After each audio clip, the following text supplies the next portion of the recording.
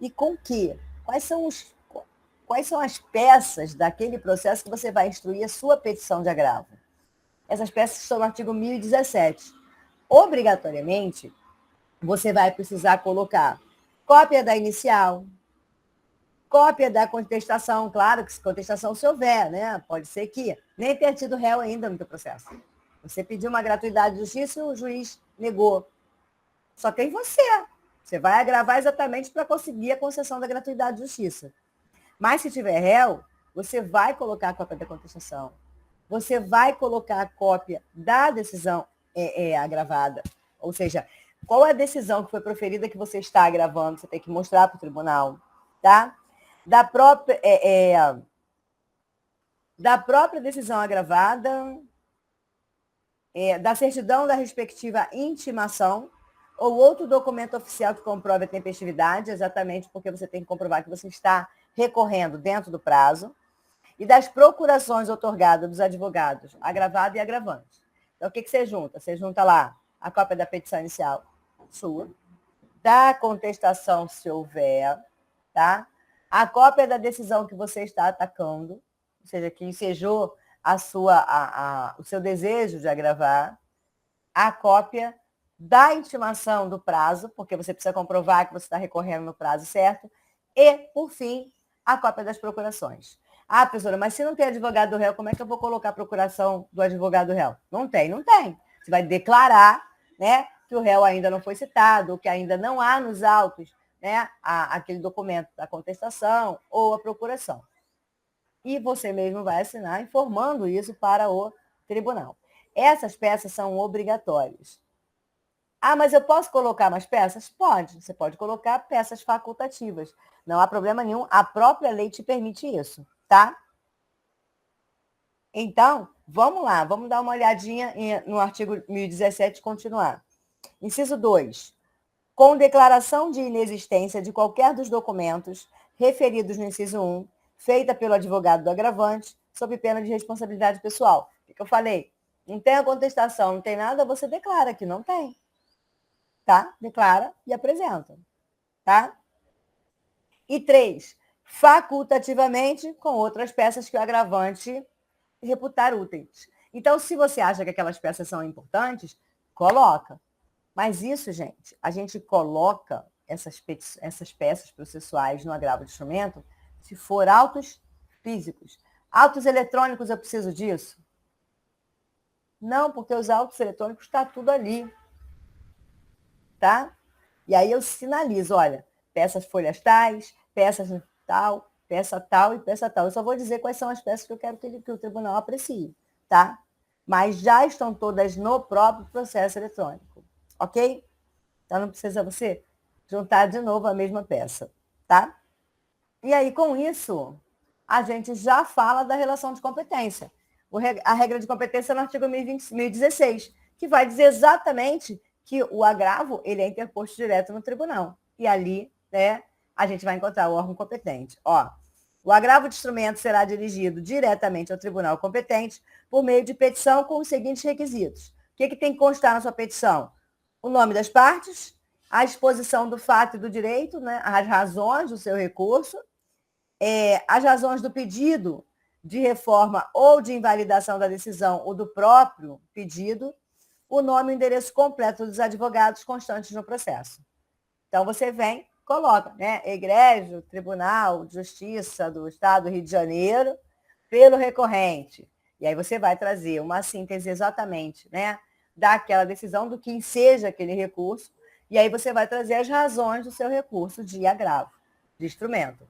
E aí falou das razões, não esquecendo nunca de sinalizar, né, exatamente quem são o nome e os dados do advogado. Por quê? Porque o tribunal vai precisar intimar esse advogado para comunicar a respeito do resultado do recurso, para intimar para ele apresentar contrarrazões, tá?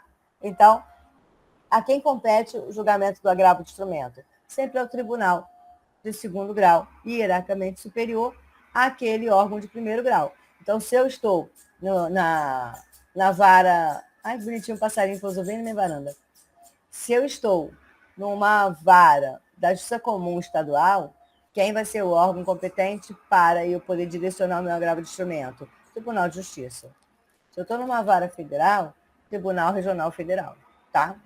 Então, sempre pensando assim. Gente, OBS, não cabe agravo de instrumento em juizados, tá? Vocês vão estudar juizado, mas é só para a título de curiosidade. O que a gente está falando aqui em relação a recursos esses recursos são manejados, né, em processo comum. Procedimentos de juizados é procedimento especial. Então, muita coisa que a gente fala aqui não se aplica em sede de juizados, ok? Qual o efeito que é produzido quando eu me valho do agravo de instrumento? Bom, como a gente falou, todos os recursos vão produzir dois efeitos, devolutivo e impeditivo. Todos os recursos. Tá? Ele vai produzir tanto efeito impeditivo quanto efeito devolutivo. O suspensivo, alguns vão operar efeito suspensivo op legis e outros não vão operar efeito suspensivo op legis. Mas é possível, né, se operar o efeito suspensivo op iudicis. E é o caso do agravo de instrumento. O agravo de instrumento, ele não produz efeito suspensivo. Está lá no artigo 1019. Vamos ver. Recebido o agravo de instrumento no tribunal e dirigido imediatamente, se não for o caso de aplicação do 932, inciso 3 e 4, o relator, no prazo de 5 dias, poderá atribuir efeito suspensivo ao recurso ou deferir antecipação de tutela, poderá atribuir efeito suspensivo ao recurso. Ótimo. Vamos, observar aqui. Como é que para que ele atribua efeito suspensivo ao recurso, significa que eu preciso pedir. Então, vocês vão no 1019, inciso 1º, e combinem ele com o artigo 995, parágrafo único. Pega o 1019, inciso 1º, e combinem com 995, parágrafo único. O que diz o 995? A eficácia da decisão recorrida poderá ser suspensa por decisão do relator, se, da imediata produção de seus efeitos, houver risco de dano grave, de difícil ou impossível reparação, e ficar demonstrada a probabilidade de provimento do recurso. Tá? Então, eu posso requerer no meu recurso que o relator atribua efeito suspensivo a ele, e uma vez atribuindo efeito suspensivo ao meu recurso, aquela decisão interlocutória, ela não vai produzir efeitos, ela fica exatamente aguardando a decisão do recurso, tá? E aí eu peço o efeito suspensivo com base em quê? No 995, parágrafo único. Ok? Por fim, essa parte é bem interessante do agravo. E também, gente, só vai acontecer se forem autos físicos. O que eu quero que vocês tenham em mente é considerado autos físicos quando o primeiro grau é físico e o segundo grau é eletrônico. Se eu estou em uma vara única, por exemplo, que ela ainda está em autos físicos, mesmo que seja aqui no Rio de Janeiro, Tribunal de Justiça já é eletrônico, se a minha vara lá no interiorzinho, ela trabalha com autos físicos, a partir dela, o meu processo é físico, não é eletrônico. Para ser eletrônico, tem que ser eletrônico em todas as esferas, tá? Então, tomem cuidado com isso. Por quê? Porque o agravo de instrumento ele tem uma característica muito específica. A gente já viu que a gente ataca a decisão do juiz de primeiro grau, mas a gente não ataca para ele, a gente vai lá para o tribunal direto. Então, voltando à época de criança, o que a gente faz? A gente faz fofoca para a mãe. A gente vai lá e faz fofoca, tipo, olha, mãe, fulano não fez certo, não. A gente conta para a mãe sem contar para o fulano, isso é fofoca. Só como o nosso legislador não gosta de fofoca, o que ele faz? Olha, você realmente vai recorrer direto para o tribunal. Mas você vai comunicar para o juiz de primeiro grau que você agravou a decisão dele. Então, quando os autos forem físicos, aquele que recorre, ou seja, o recorrente, ao recorrer, ele tem um prazo de 3 dias para comunicar ao juiz de primeiro grau que ele recorreu da decisão. Inclusive, né, acostando a cópia da decisão, a cópia da petição de agravo, né, e indicando quais os documentos ele juntou no agravo dele. Então, percebam, eu conto, ó, eu acabei de agravar da sua decisão. Qual o objetivo dessa comunicação? Tentar forçar, né, um juízo de retratação. Porque se ele fica sabendo que eu agravei da decisão dele, e se ele perceber que ali dá para reconsiderar, ele pode reconsiderar. Mas, de qualquer forma, eu tenho que comunicar a ele. É o que a lei fala. Só que se eu não comunicar, tem alguma consequência? E aí, olha que interessante. Se eu não comunicar, pode ter uma consequência grave e pode não dar em nada. Por quê? Porque para que a consequência ocorra, eu vou precisar de uma ação do recorrido. Então, só haverá consequência pela ausência da minha comunicação se a parte contrária, o recorrido, né, efetivamente praticar uma ação. Qual ação? A ação de provar que eu não comuniquei e arguir nas contrarrazões dele, quando ele apresenta as contrarrazões ao meu recurso, ele vai ter que arguir a ausência de comunicação. Por quê? Porque quando ele arguir a ausência de comunicação, por consequência lógica, ele vai pedir o quê? A inadmissibilidade do meu recurso. Então, nesse caso, o meu recurso vai ser inadmitido por ausência de comunicação, ausência de requisito.